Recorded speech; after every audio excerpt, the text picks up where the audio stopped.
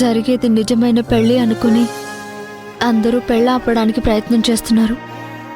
కానీ ఈ పెళ్లి పెద్ద నాటకమని, నా మెళ్ళో పడే తాళికి ఎలాంటి విలువ ఉండదని వాళ్ళందరికీ తెలియదు.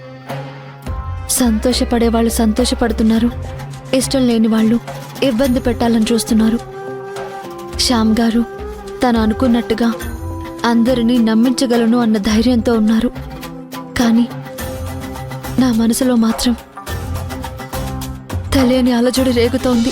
పురుష ఏవేదకం సర్వం యద్భూతం యచ్చ భవ్యం ఉతామృతత్వస్యేషానః యదన్నేనాతిరోహతే.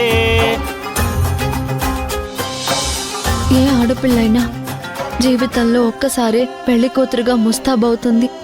తను మొదలు పెట్టబోయే కొత్త జీవితం మీద కొండంత ఆశను పెంచుకొని మురిసిపోతుంది. కానీ నేను ఒకసారి నా కుటుంబాన్ని నిలబెట్టుకోవడం కోసం పెళ్లి కూతురునయ్యాను. అప్పుడు నాకు పెళ్లి మీద కానీ జీవితం మీద కానీ ఎలాంటి ఆశలు లేవు. ఇప్పుడు శ్యామ్ గారి కుటుంబాన్ని నమ్మించడం కోసం పెళ్లి కూతురుగా మారాను. ఇప్పుడు నాకు పెళ్లి విషయంలో ఎలాంటి ఆశలు ఆలోచనలు లేవు. ఆ పెళ్లి జరగలేదు. ఇప్పుడు జరిగేది అసలు పెళ్ళే కాదు. ఎందుకు వినాయక నా జీవితంలో ఇలా జరుగుతుంది? ఒక మామూలు ఆడపిల్ల 20 ఏళ్లు పుట్టిన వాళ్లతో సంతోషంగా గడిపి సంబరంగా పెళ్లి చేసుకుని మిగిలిన జీవితం అత్తారింట్లో భర్తతో కలిసి ప్రశాంతంగా గడిపేస్తుంది. కానీ నాకు పుట్టింట్లో సంతోషంగా గడిపే యోగం లేదు. అత్తారింట్లో అడుగు పెట్టే సమయం ఎప్పుడొస్తుందో తెలియదు. జరిగే పెళ్లి అబద్ధం, నేను గడుపుతున్న జీవితం అబద్ధం, నా కుటుంబంతో నాకున్న సంబంధం అబద్ధం. ఓం సవితా పశ్చాతాత్ సవితా పురస్తాత్ సవితోత్తరాత్తాత్ సవితాధరాత్తాత్ ఓ సవిత. ప్రతి అమ్మాయికి పెళ్లి అనేది ఒక కళ, తాళి అనేది ఒక గమ్యం. కానీ నా విషయంలో మాత్రం ఆ 2 విషయాలు కేవలం నాటకమే. ఎందుకు స్వామి జీవితంలో మధురమైన క్షణాలుగా మిగిలిపోవలసినవన్నీ నాటకంలోనే జరుగుతున్నాయి? ఇవన్నీ జరుగుతుంటే ఏదో తప్పు చేస్తున్న భావన కలుగుతోంది. కానీ తప్పట్లేదు. నన్ను ఇలాంటి పరిస్థితుల్లో ఎందుకు పడేస్తున్నావు వినాయక? ఇంకెంతకాలం నాతో ఆడుకుంటావు? నా జీవితానికి ఒక గమ్యం అనేది చూపించవా? ఓం తదేవ లగ్నం సుజనం తదేవ తారాబలం చంద్రబలం తదేవ విద్యాబలం దైవబలం తదేవ లక్ష్మి. అబద్ధాలు నాటకంలో బతకకుండా నాకంటూ ఒక జీవితాన్ని ఎప్పుడు ఇవ్వబోతున్నావు స్వామి? ఓం భూహోం భువః ఓం సువః ఓం మహః ఓం జనః ఓం తపః ఓం సత్యం తత్సవితుర్వరే. పూజారి గారు ప్రొసీడ్ అవ్వచ్చుగా? అమ్మా పెళ్లి కూతురుని రమ్మనండి. ధ్యాయామి ధ్యానం సమర్పయామి ఆవాహయామి. రాధా, పంతులు గారు పిలుస్తున్నారు, పద.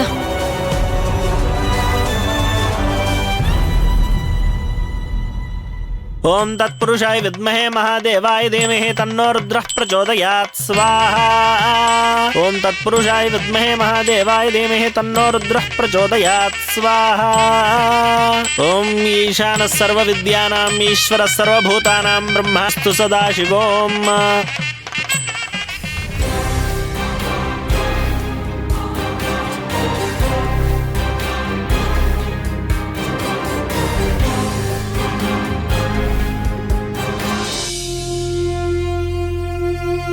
పంతులు గారిని ప్రిపేర్ చేసి పెట్టాను. అంతా మనం అనుకున్నట్టుగానే జరిగిపోతుంది. Don't worry.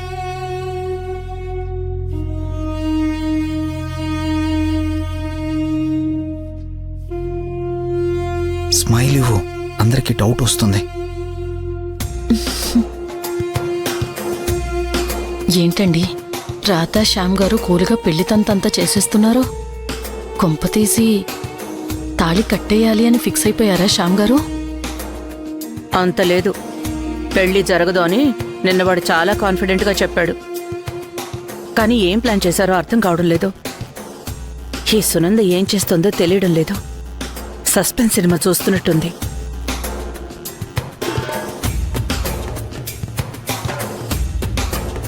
అమ్మా, ఈ జీలకర్ర బెల్లం తీసుకుని ఒకరి తల మీద ఒకరు పెట్టుకోండి. తీసుకోండి.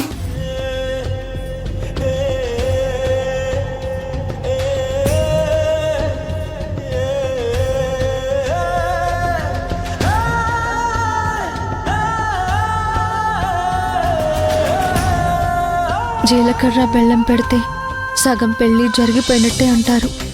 ఇది కూడా నాటకంలో భాగమే అనుకొని మనసుకి సర్ది చెప్పుకోవాలా? ఓం ధ్రువంతే రాజావరుణో ధ్రువం దేవో బృహస్పతి ధ్రువం త్రైంద్రశ్చాగ్నిశ్చ రాష్ట్రం ధారయతాం ధ్రువం ధ్రువం ధ్రువేణ హవిషా తస్మై దేవాతిబ్రువన్ అయం చ బ్రహ్మణస్పతి అయం ముహూర్త శుభముహూర్తోస్తు శుభముహూర్తకాలే సూర్యాదీనాం నవానాం గ్రహాణాం అత్యంత ఆనుకూల్యతా ఫలసిద్ధిరస్తు. ఇవన్నీ చూడాల్సిన కర్మ నాకేంటమ్మా? కాసేపు ఓపిక పట్టవే, అసలు ఘట్టం మొదలవుతుంది. అప్పుడు చెప్దాం వీళ్ళ సంగతి.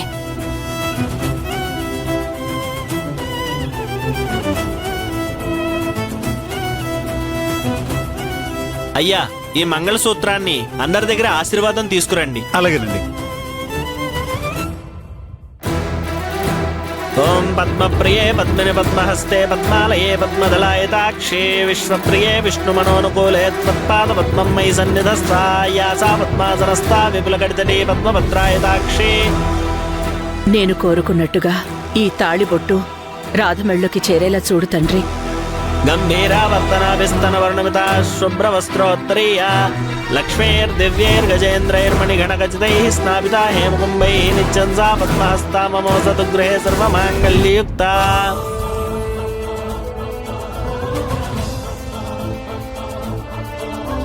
ఓం సావధాన సుముహూర్తే సావధాన శుభలగ్నే సావధాన శ్రీలక్ష్మీనారాయణస్య సావధాన.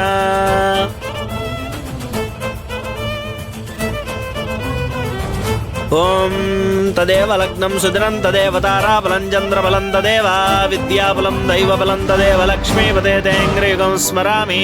సావధాన సుముహూర్తే సావధాన శుభలగ్నే సావధాన.